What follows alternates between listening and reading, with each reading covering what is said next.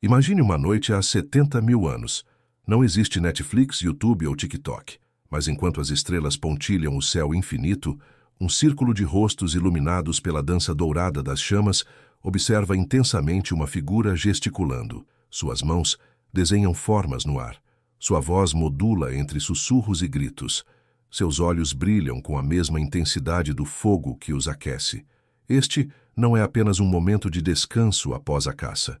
É o nascimento da primeira plataforma de streaming da humanidade, uma experiência coletiva que moldaria nossa espécie para sempre.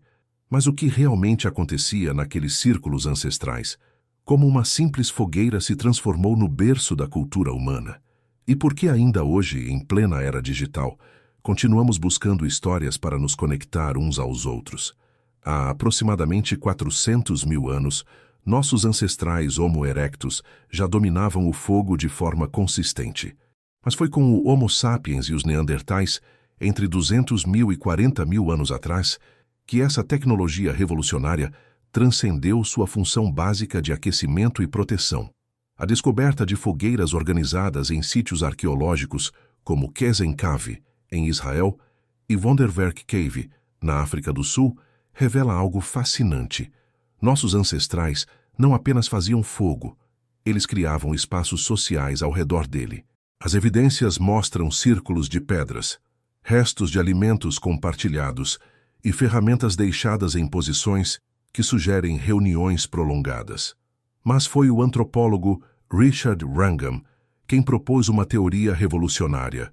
O fogo não apenas cozinhou nossa comida, ele cozinhou nossa humanidade.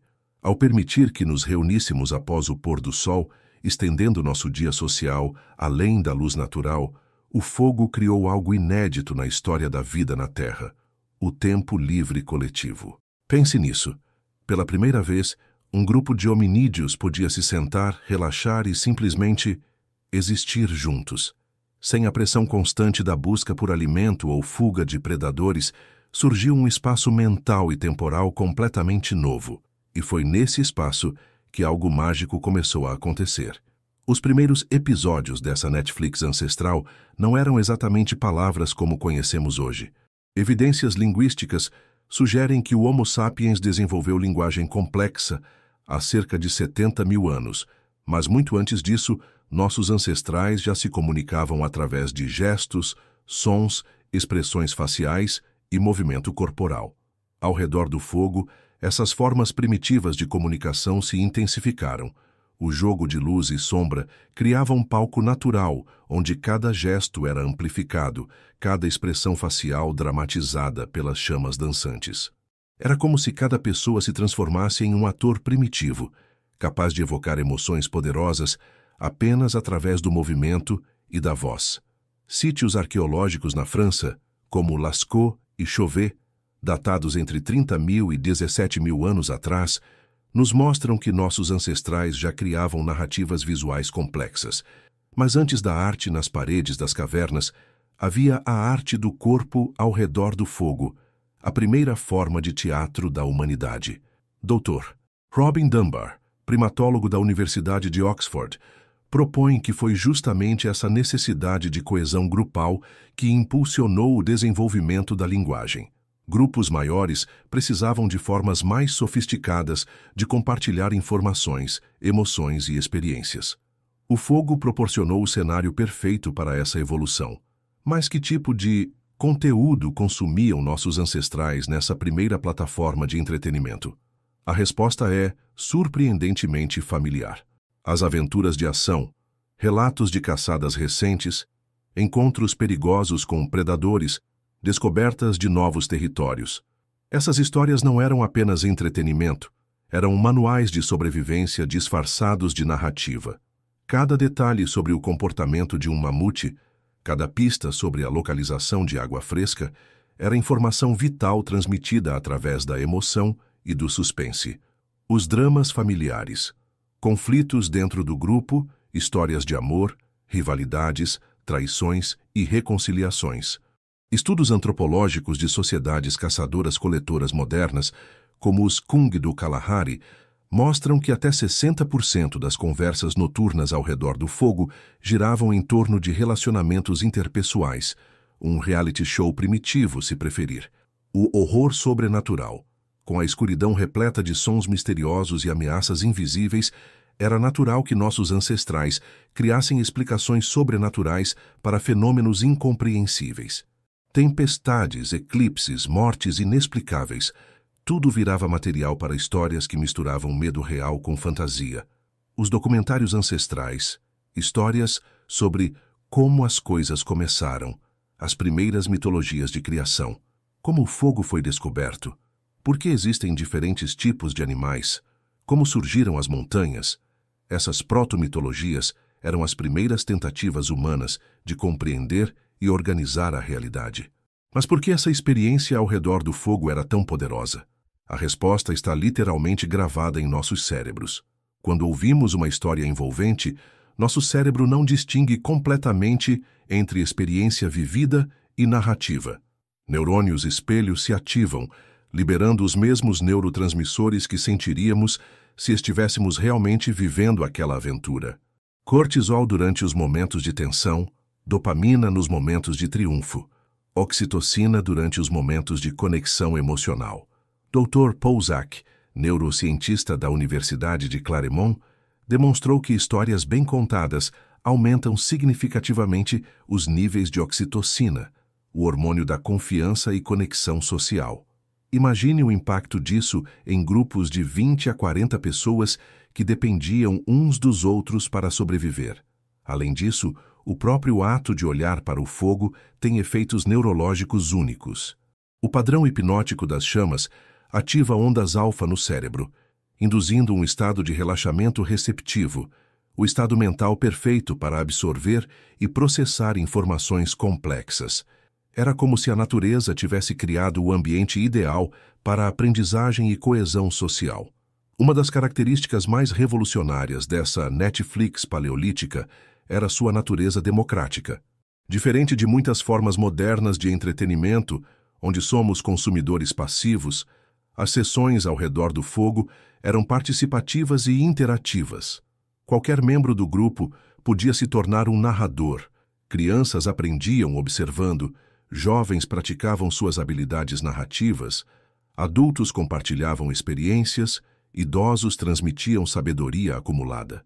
Era um sistema de educação, entretenimento e preservação cultural funcionando simultaneamente. Estudos etnográficos com os Hadza da Tanzânia, uma das últimas sociedades caçadoras-coletoras do mundo, mostram que essas sessões noturnas funcionam como uma espécie de processamento coletivo das experiências do dia. Traumas são compartilhados e diluídos, sucessos são celebrados em grupo, medos são enfrentados coletivamente. Dr. Polly Wisner, da Universidade de Utah, documentou que durante o dia as conversas dos Hadza focam 6% em narrativas, mas à noite esse número salta para 81%. A transformação é clara. Quando o sol se põe e o fogo se acende, eles literalmente mudam de canal, da sobrevivência prática para o processamento emocional e cultural.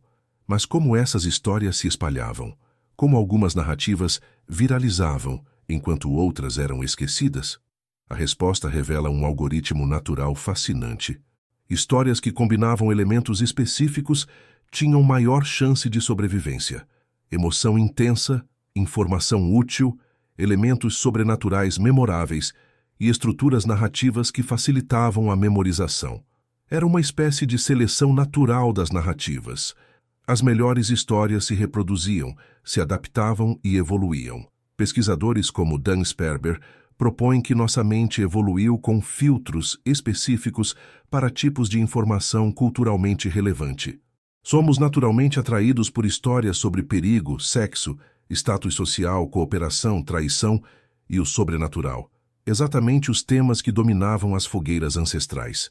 Esse algoritmo primitivo explica por que ainda hoje os conteúdos mais populares em plataformas digitais giram em torno dos mesmos temas universais: sobrevivência, relacionamentos, mistério, humor e transcendência. Fast forward para 2025. Você está no sofá, navegando pela Netflix, buscando algo para assistir. Sem perceber, está repetindo um ritual que começou há centenas de milhares de anos. A necessidade permanece a mesma: conexão emocional, experiências compartilhadas, compreensão do mundo através de narrativas. Mas algo fundamental mudou. Onde nossos ancestrais viviam as histórias em comunidade, nós frequentemente as consumimos em isolamento. Onde eles participavam ativamente da criação e adaptação das narrativas, nós somos espectadores passivos. Onde eles processavam experiências coletivamente, nós processamos individualmente. Não é coincidência que fenômenos como binge-watching coletivo, live streams interativas e cultura de memes recriem, de forma digital, elementos daquela experiência ancestral ao redor do fogo. Estamos constantemente tentando replicar aquela sensação primordial de comunidade através da narrativa. A popularidade de podcasts, mídia que simula conversas íntimas, pode ser vista como uma tentativa inconsciente de retornar àquelas sessões noturnas onde vozes familiares compartilhavam histórias no escuro. Plataformas como Clubhouse, que privilegiam conversas de áudio ao vivo, tocam no mesmo instinto ancestral. Enquanto você lê estas palavras, provavelmente iluminado pela luz artificial de uma tela, milhões de pessoas ao redor do mundo estão fazendo a mesma coisa que nossos ancestrais faziam há 100 mil anos.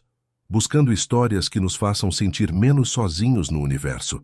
A fogueira nunca se apagou, ela apenas mudou de forma.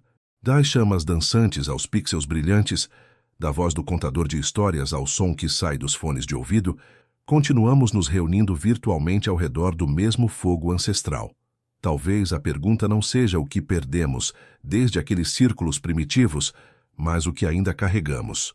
Em cada série que maratonamos, em cada história que compartilhamos nas redes sociais, em cada momento em que pausamos nossas vidas corridas para nos perdermos em uma narrativa, estamos honrando aqueles primeiros humanos que descobriram que sobreviver não era suficiente, era preciso viver histórias.